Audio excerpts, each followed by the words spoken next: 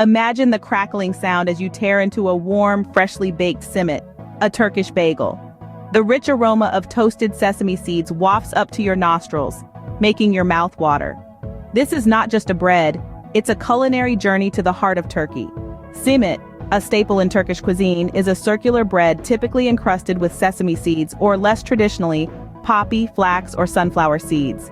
It is a symbol of Turkish hospitality and an integral part of the country's vibrant street food culture. The recipe begins with 2.5 cups of flour.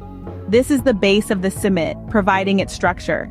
It's transformed from a humble powder into a dough that will rise and bake into a beautifully golden ring of bread. Next, a cup of water helps to moisten the flour and form the dough. The water also activates the yeast, which is essential for the dough to rise and give the simit its characteristic light, airy texture.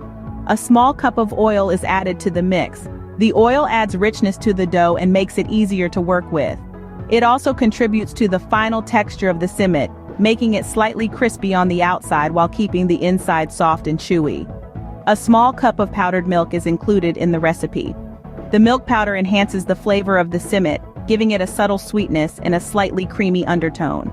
Next, a spoonful of yeast is added. This is the magical ingredient that makes the dough rise and gives the simit its light, airy texture. A sprinkle of sugar and salt is added to the dough to enhance the flavors. The sugar not only sweetens the dough slightly but also helps to feed the yeast, which in turn helps the dough to rise. The salt, on the other hand, enhances the flavors of the other ingredients.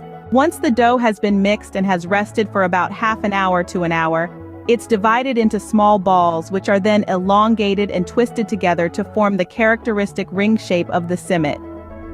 The shaped dough is then dipped in a mixture of pomegranate molasses or diluted black honey, and then it's rolled in sesame seeds.